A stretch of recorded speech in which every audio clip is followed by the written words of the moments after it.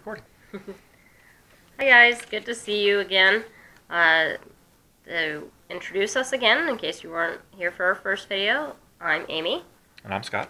and we're doing a vlog about our road to adoption. And so this is our second episode, and we are going to be compacting multiple information into this one to cover a few weeks of progress that we've made.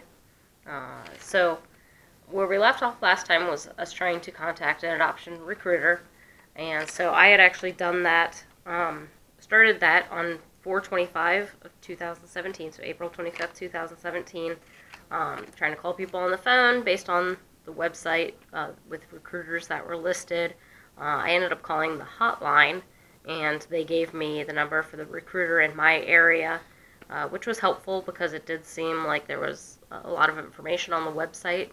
So if you're interested, I think your best bet is to call the hotline and get an updated number from them. So the recruiter that we got in contact with was Paula Miele, and she contacted us on May 9th. I actually missed her phone call because I was busy at work, but she left me her number, and so I called back, left a message about the best time to be reached and everything, since she's a busy woman, and she called it 2 days later. We ended up talking for about an hour. She wanted to know a little bit about Scott and I, and why we wanted to adopt. Get some initial profile questions as far as what ages that we were looking at, what race, gender, all that sort of kind of background to see what we were interested in. And then she had mentioned just a little bit about the process that we'll be going through.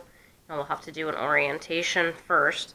So she said she was going to put together a packet in the mail to send to us. And also while we were on the phone with her, she had said there was 2 routes to go. There was where you could foster the children, or you can, adopt. And when speaking with her about it, she had said, that about 60% of the kids in foster care, once they initially go into foster care, do go back to their families, which is their goal. They want the kids to be with their families. But right now, Scott and I want to adopt a child. And so that 60% was a little high for us. So I ended up telling her that, we'd rather just go the adoption route, add to, our family and not be, foster parents at this time. Yeah.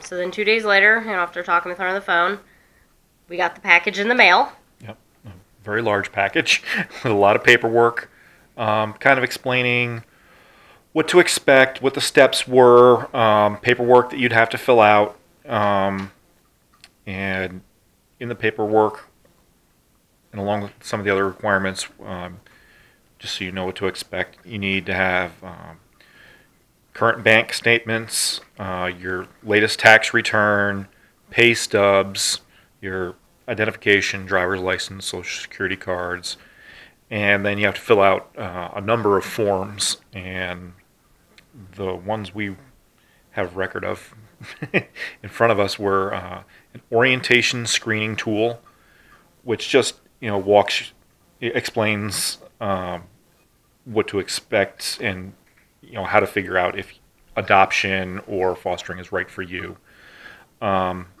The release of information form, which basically says they can do background checks on you. An abuse hotline record search, which makes sure releases the ability for them to check to see if you've ever been reported for abuse.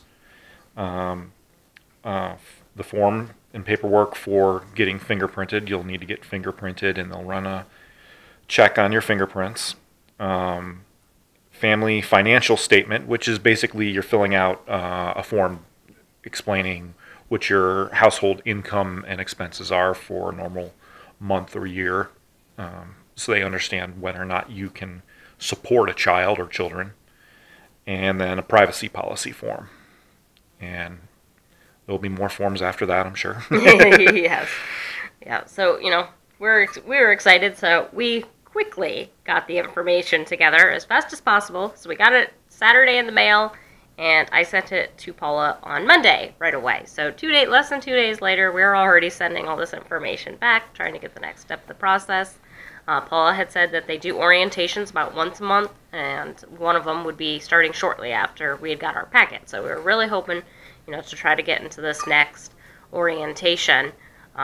So, sent all the information in, and after 2 weeks, I hadn't heard anything from Paula. And, Scott and I were both getting a little nervous about it. Here we are super excited about starting this journey. And so I went ahead and, emailed Paula again, just to make sure she had the information, because for some reason, I wasn't sure if she even got it. I hadn't got a response. And she did respond back that she's very busy, and I know she doesn't have a whole lot of time. It was, I have to admit, a little bit of a snippy email, but we got it all cleared up, and later that day she did give us the date for our orientation.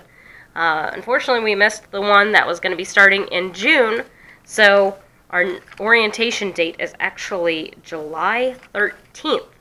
So, talked to her on 5:30, May 30th, and we can't get into orientation until July 13th. So, at this point, it'll be a bit of a wait until that, but, we'll just have to, I don't know, do some research, and see what we can do to help pass the time before then. But, so far, I'll have to do the actual math later. I'll keep a running tally at the bottom about how many weeks through we are with the process right now. But I would say we're about 5 weeks into the process from once we actually tried to make first contact until where we are at this point. So thank you all again for joining us for this journey, and hope to see you next time.